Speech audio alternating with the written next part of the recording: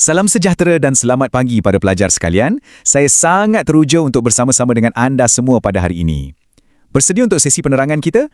Hari ini kita akan mengupas satu topik yang bukan sahaja menarik, malah merupakan antara nadi utama yang menggerakkan negara kita, iaitu kepentingan sektor pelancongan di Malaysia. Ingat, pelancongan ini bukan sekadar tentang percutian yang menyeronokkan, ia jauh lebih besar daripada itu. Jadi sediakan otak anda, tumpukan perhatian dan mari kita mulakan penerokaan ini.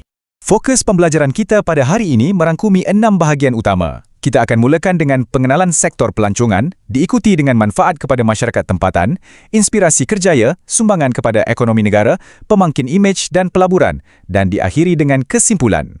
Bahagian pertama, pengenalan sektor pelancongan Malaysia, perjalanan dari mikro ke makro. Kita akan lihat gambaran kecil sebelum pergi kepada gambaran yang lebih besar.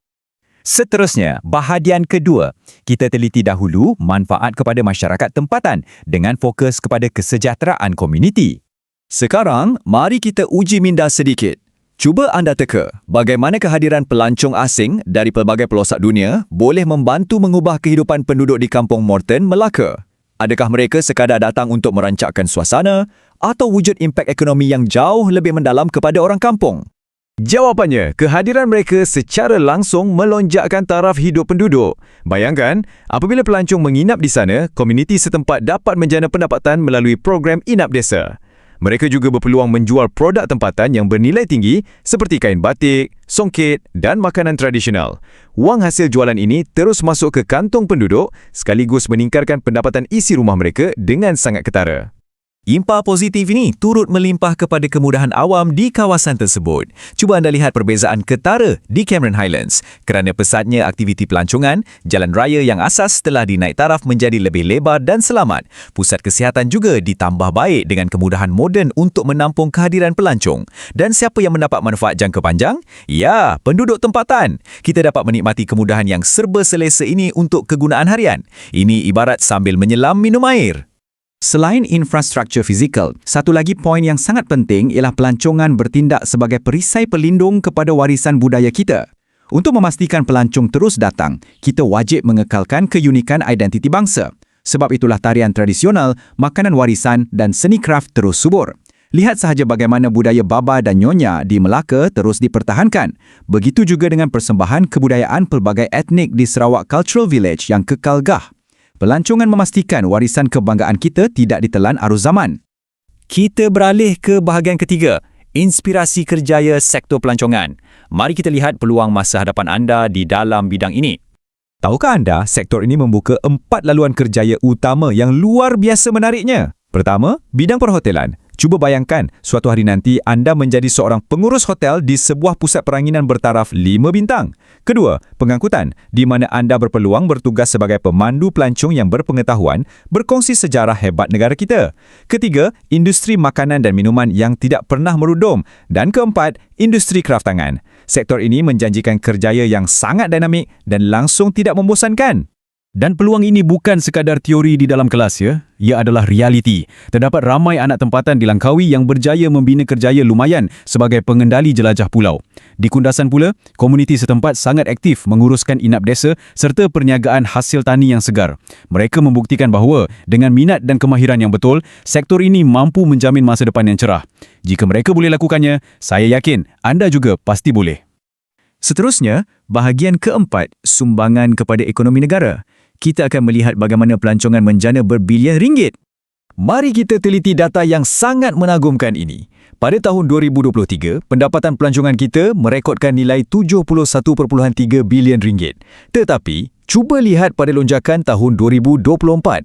Angka ini meroket tajam kepada 102.3 bilion ringgit. Ini membuktikan dengan jelas bahawa ekonomi kita sedang memecut laju melalui kepesatan pelancongan pasca pandemik.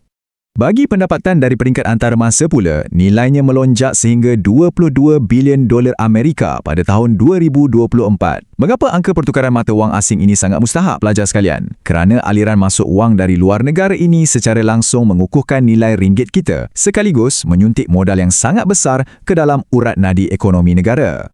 Jika kita perhalusi jadual ini, perbelanjaan pelancong antarabangsa merekodkan 107 bilion ringgit, manakala pelancongan domestik, iaitu rakyat kita sendiri yang bercuti di dalam negara, turut menyumbang angka yang besar, iaitu 98.4 bilion ringgit.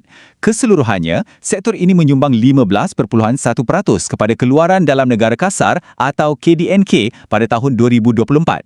Ringkasnya, setiap kali pelancong berbelanja untuk melawat tempat menarik seperti Menara Berkembar Petronas, mereka sebenarnya sedang membantu kerajaan mengumpul dana untuk membina lebih banyak sekolah dan kemudahan awam untuk anda semua. Sekarang, kita masuk ke bahagian kelima, pemangkin imej dan pelaburan yang memfokuskan cara kita menarik perhatian dunia. Bukti paling nyata kejayaan pelancongan kita ialah kemasukan pelaburan asing dan tempatan yang mencurah-curah. Kerana potensi yang besar, para pelabur sangat yakin untuk menanam modal. Mereka membina hotel dan pusat peranginan mewah, infrastruktur yang serba canggih serta projek pelancongan berskala mega. Anda boleh lihat contoh yang sangat cemerlang di Desa Rukus, Johor. Pembangunan bersepadu di sana kini menjadi destinasi percutian elit yang mendapat pengiktirafan di peringkat global. Malaysia Truly Asia. Wah, saya pasti anda semua pernah mendengar slogan yang sangat ikonik ini, bukan? Ini adalah kempen perhubungan awam yang mempromosikan keindahan alam semula jadi dan kepelbagaian budaya kita ke mata dunia. Kempen ini sangat berjaya menanam satu mesej yang jelas. Jika pelancong ingin merasai keunikan sebenar benua Asia, mereka wajib datang ke Malaysia. Hasilnya, imej negara kita benar-benar gah dan dihormati di persada antarabangsa. Seterusnya, mari kita perhatikan kesan rantaian ekonomi yang sangat menakjubkan. Pelancongan ini sebenarnya tidak berdiri sendiri, sebaliknya ia turut memajukan pelbagai industri sokongan yang lain. Apabila pelancong membanjiri negara, industri pengangkutan seperti bas dan kapal terbang, industri pertanian yang membekalkan makanan serta sektor peruncitan akan turut berkembang dengan pesat. Contoh paling ketara ialah bagaimana syarikat penerbangan seperti Air Asia mampu melonjak naik kerana dipacu oleh peningkatan jumlah pergerakan pelancong ini. Akhir sekali, bahagian ke-6, kesimpulan dan masa hadapan. Mari kita rumuskan peranan penting pelancongan ini. Jadi, pengajaran utama yang perlu anda sematkan di dalam minda pada hari ini adalah ini. Sektor pelancongan bukanlah sektor sampingan. Sama sekali tidak. Ia adalah tulang belakang sebenar kepada pembangunan ekonomi dan sosial Malaysia. Bermula dari peringkat mikro yang memberikan pekerjaan kepada masyarakat kampung sehinggalah ke peringkat makro yang merancakkan KDNK negara. Ia memperkukuhkan kesejahteraan rakyat dan pada masa yang sama mengangkat martabat Malaysia dengan penuh kebanggaan di mata dunia. Sebelum kita menamatkan sesi kita pada hari ini, saya ada satu cabaran atau persoalan untuk anda renungkan bersama. Apakah yang anda sebagai seorang pelajar dan warga negara yang cintakan negara boleh lakukan untuk membantu mempromosikan Malaysia kepada dunia? Adakah melalui kehebatan kuasa media sosial anda atau mungkin sekadar memberikan senyuman paling manis dan bersikap mesra apabila berselisih dengan pelancong? Fikir-fikirkanlah, negara amat memerlukan anda sebagai duta kecil pelancongan kita. Terima kasih atas perhatian anda semua. Teruskan usaha yang cemerlang dalam pelajaran dan sehingga kita berjumpa lagi.